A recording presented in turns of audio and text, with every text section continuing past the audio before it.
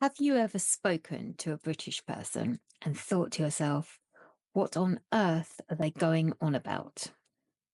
So, you've been studying English for years, you know all the grammar, you know loads of vocabulary, and yet, faced with a Brit, you haven't got a clue what they're talking about. There are a few problems with the way us Brits communicate. Firstly, we don't always say what we mean, we can be a bit indirect. We can be a bit vague also, and of course, we're overly polite. And added to this, we use lots of idiomatic language that can't be directly translated, which makes it even more difficult for non native speakers to understand what we're talking about. So, in today's video, I'm going to share some essential British English phrases that will help you to understand us Brits a little bit better. And you could have a go at using them yourselves if you ever come to the UK. But first up, a quick introduction.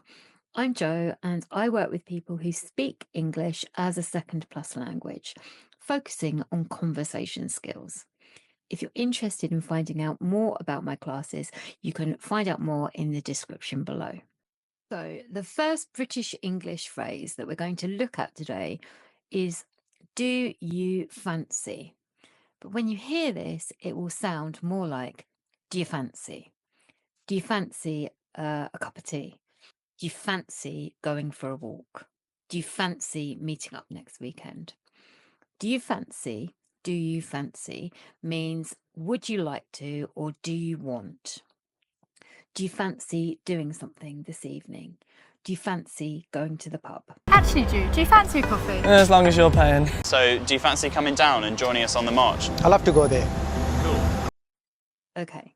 Do you fancy moving on to the next one? Do you see what I did there? The next one is, are you winding me up? Now, to wind somebody up means to joke with somebody or to tell them something that's not true. So if somebody asks you if you're winding them up, they're asking you if you're telling them the truth.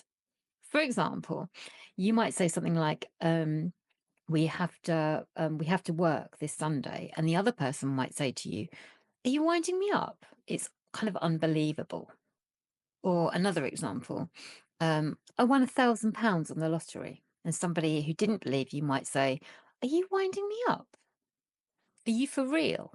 The next phrase is for when you need to leave a conversation, but you don't want to sound too abrupt. So the focus here is on politeness. Rather than saying, I'm going now, you could say, I better make a move. I better make a move means I better go now. Or you could say, I better get going. It's getting late. Something like that. It's a polite way to gently end a conversation and to announce that you need to leave. Ready for the next one? Okay. I could do with a nice cup of tea. I could also do with a holiday. I could also do with a haircut, actually. When you could do with something, it means that you want something or you need something or something would be nice. I could do with a trip to Barcelona. I could also do with a bigger house. I could also do with winning the lottery. But you probably could do with an extra pair of hands. Yeah. Ready for the next British English phrase? That's a bit dodgy. Now, if something is dodgy, it means it's not quite right or a little bit suspicious. Or you don't trust something. So perhaps you're served some food in a cafe and it doesn't smell quite right. You could say, that smells a bit dodgy. You can also use this word dodgy to describe people. Maybe somebody's behavior is a bit dodgy. It seems a bit suspicious. Something's not quite right with the way that they're behaving. You can also say that something's a bit dodgy if it's not working properly. My Wi-Fi is a bit dodgy at the moment. It keeps going on and off. You get the idea.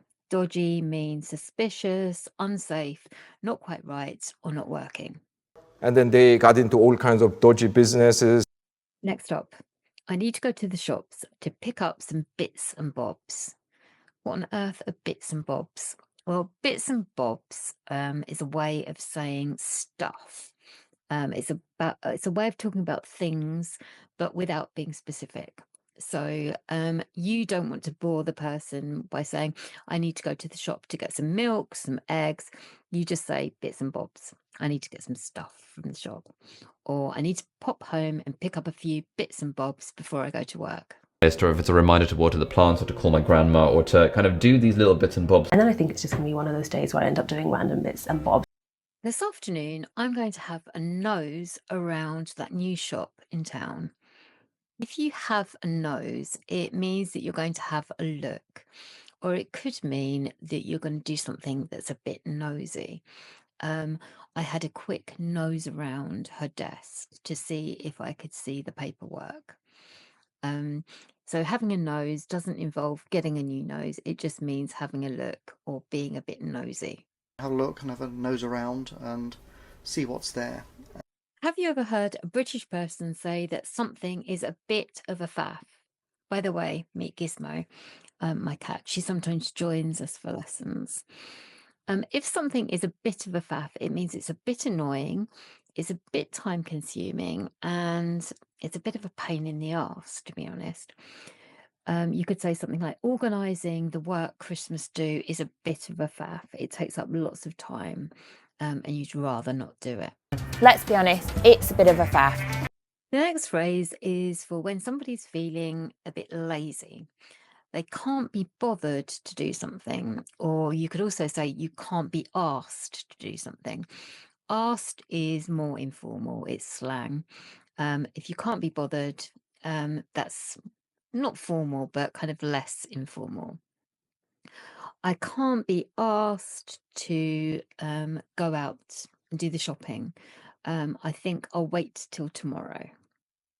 When you say you can't be asked or you can't be bothered to do something, it's worth bearing in mind that it makes it sound like you don't really care about something.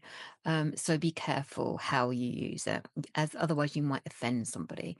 If somebody says, "Oh, do you want to go for a drink?" and you say, "Oh, I can't be asked," it sounds kind of impolite.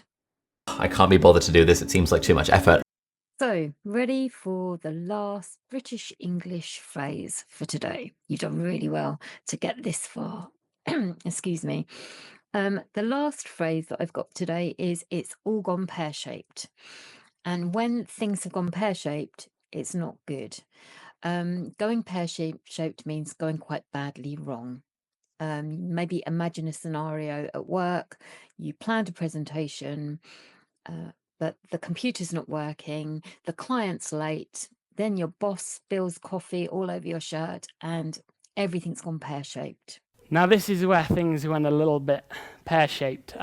Thank you so much for watching today's video. If you found it useful, then give me a thumbs up. That would be very much appreciated.